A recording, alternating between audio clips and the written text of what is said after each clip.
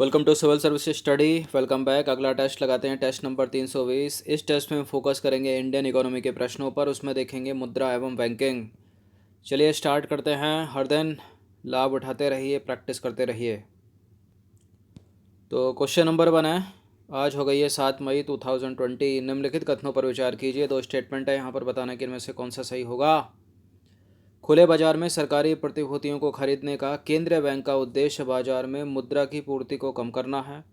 मुद्रा की पूर्ति बढ़ाने हेतु केंद्रीय बैंक सीमांत आवश्यकता को बढ़ाता है। यहाँ केंद्रीय बैंक का तात्पर्य किससे है? सेंट्रल बैंक कौन सी है अपनी? RBI, reserve bank of India. देखिए, बाजार में अगर सरकार की प्रतिभूतियों को खरीदेगा आरबीआई, तो खरीदने के लिए उसको पैसे देने पड़ेंगे ना। पैसे किसके पास आए? मार्केट में आए, सरकार के पास आए। तो मुद्रा की पूर्ति को कम करना थोड़ी या बढ़ाना हो गया ना। गलत है पहला स्टेटमेंट। मुद्रा की पूर्ति को बढ़ाने हेतु केंद्रीय बैंक सीमांत आवश्यकता को बढ़ाता है, दूसरा सही है, केवल दूसरा।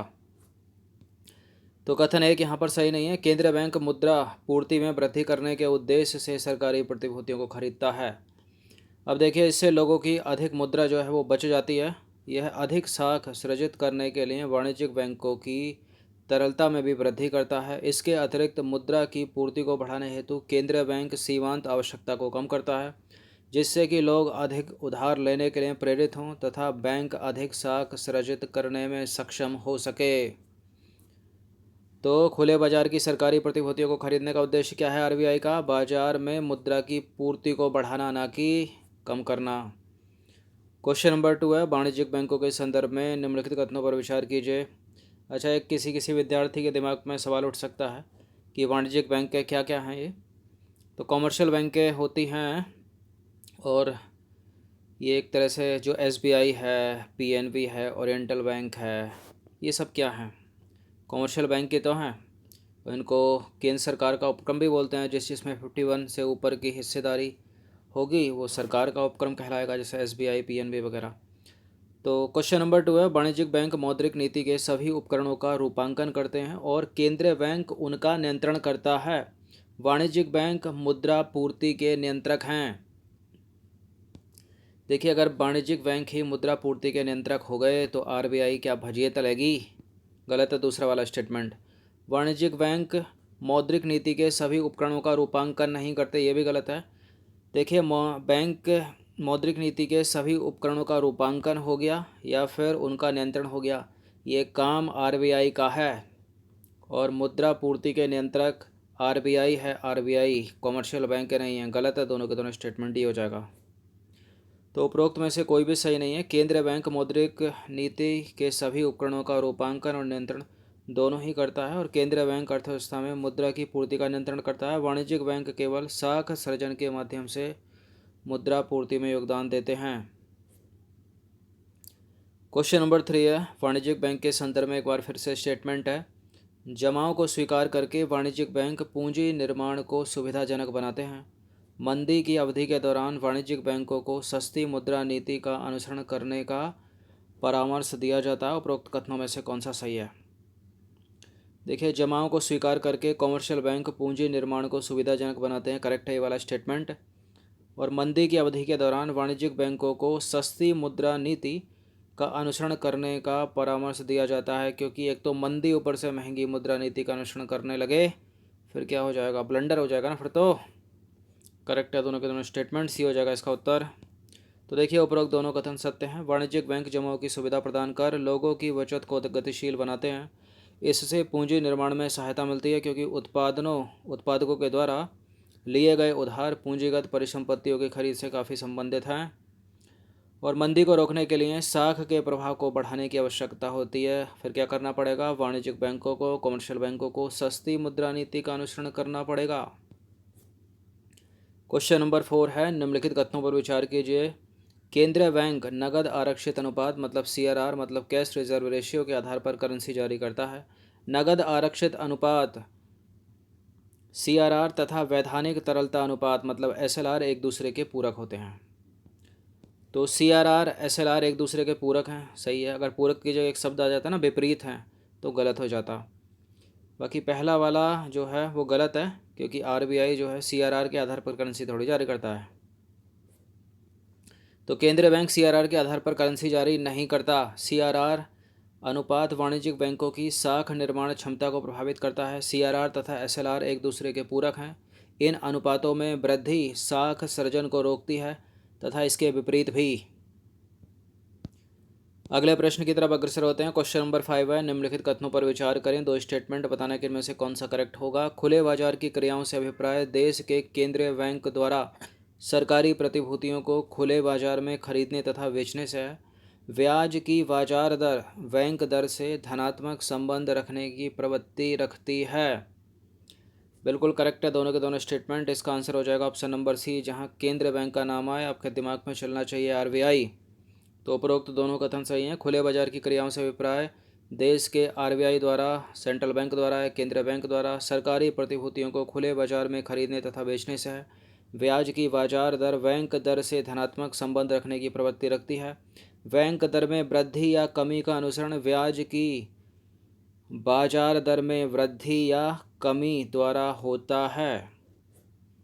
क्वेश्चन नंबर 6 है, निम्नलिखित कथनों पर विचार करें। रेपो दर मात्रात्मक साख नियंत्रण का एक उपकरण है और नगद आरक्षित अनुपात यानी सीआरआर कम करके निवेश बढ़ जाती है।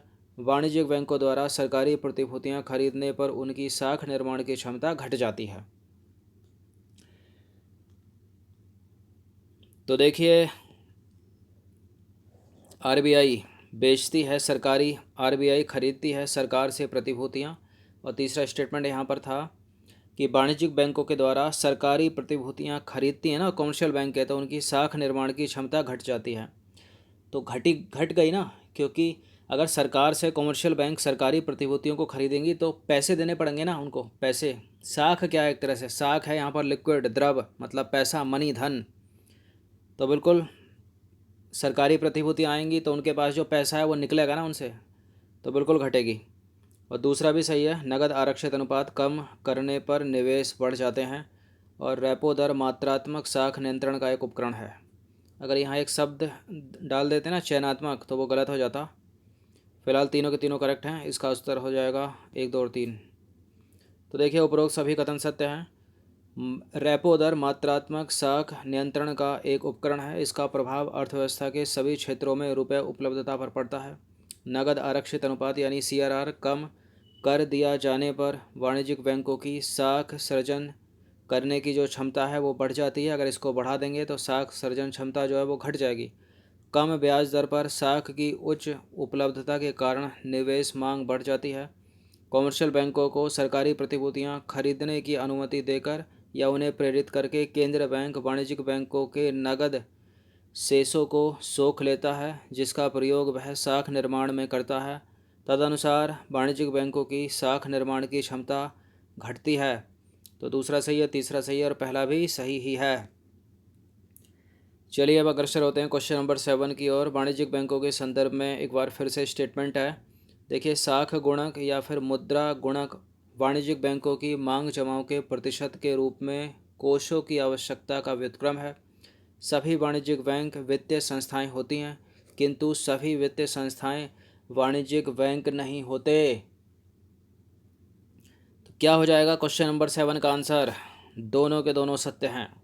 तो देखिए, साख गुणक या मुद्रा गुणक वाणिज्यिक बैंकों की मांग जमाओं के प्रतिशत के रूप में कोषों की आवश्यकता का व्युत्क्रम है। सभी कॉमर्शियल बैंक वित्तीय संस्थाएं हैं, लेकिन सभी वित्तीय संस्थाएं कॉमर्शियल बैंक नहीं है।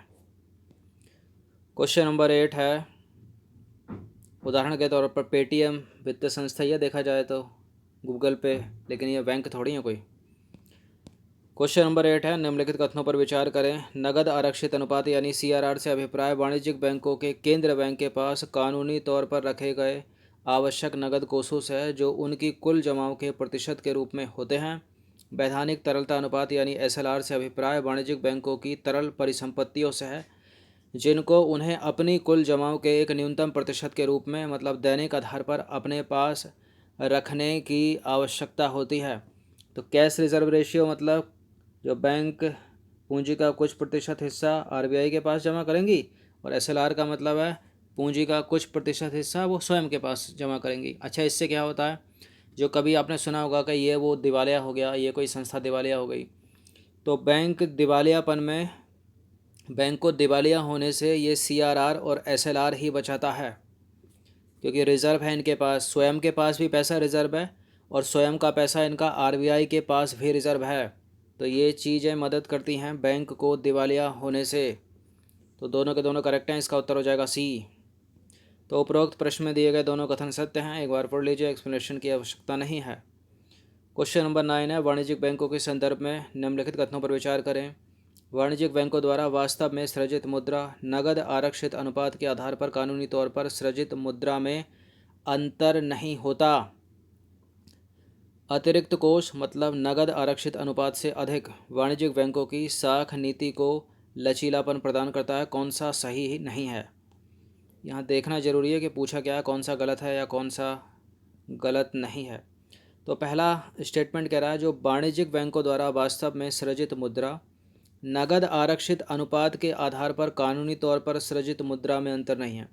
मतलब कॉमर्शियल बैंक के पास जो सृजित मुद्रा है यानी एसएलआर, और नगद आरक्षित अनुपात के आधार पर जो सृजित मुद्रा है मतलब सीआरआर, जो केंद्र बैंक को इन्होंने जमा की, ये खुद के पास इन्होंने जमा की, तो इसमें कह रहा कोई अंतर नहीं है। गलत है, सीआरआर अलग है, एसएलआर अलग है, तो अंतर है भाई, क्यों नहीं अंतर, गलत है पहला स्टेटमेंट। दूसरा वाला सही है, तो हमको गलत बताना है, तो पहला गलत है। तो देखिए कथन एक सही नहीं है। वाणिज्यिक बैंकों द्वारा वास्तव में सृजित मुद्रा तथा नगद आरक्षित अनुपात के आधार पर कानूनी तौर पर सृजित मुद्रा में अंतर होता है, क्योंकि नगद आरक्षित अनुपात के अलावा निजी वाणिज्यिक बैंक जो हैं वो तिजोरी नगद के रूप में अतिरिक्त कोष अपने पास रखते हैं। बैंक अतिरिक्त कोष इसलिए रखते हैं ताकि वे आकस्मिक स्थिति का सामना कर सकें।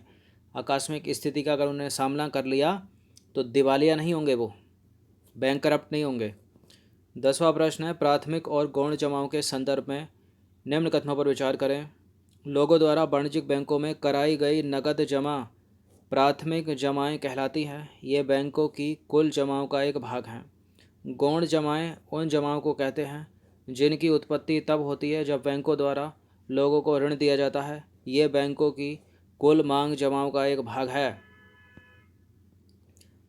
तो बिल्कुल करेक्ट है दोनों के दोनों स्टेटमेंट। यहाँ इसका आंसर हो जाएगा ऑप्शन नंबर सी। तो देखिए, लोगों द्वारा वाणिज्यिक बैंकों में कराई गई नगद जमा मतलब जो भी आप पैसे वहाँ पर जमा करते हो, प्राथमिक जमाएं कहलाती हैं। जो नगद जमा है वो प्राथमिक जमा है और ये बैंक की कुल मांग जमाओं का एक भाग है। गौण जमाएं उन जमाओं को कहते हैं जिनकी उत्पत्ति तब होती है जब बैंकों द्वारा लोगों को ऋण दिया जाता है। ये भी बैंकों की कुल मांग जमाओं का एक भाग है। इसलिए दोनों के दोनों कथन सत्य हैं, इसलिए सही उत्तर क्या हो जाएगा, सी हो जाएगा। तो ये कुछ इंपॉर्टेंट प्रश्न थे, अच्छे से इनका रिवीजन कर लीजिएगा 1 से 2 बार। मुद्रा और बैंकिंग से संबंधित, तो मुद्रा और बैंकिंग से संबंधित अभी 5-6 टेस्ट और आएंगे, तभी पूरा का पूरा रिवीजन या सिलेबस कंप्लीट हो पाएगा। तो हर दिन प्रैक्टिस करते रहिएगा, किसी टेस्ट को इग्नोर ना करें। धन्यवाद।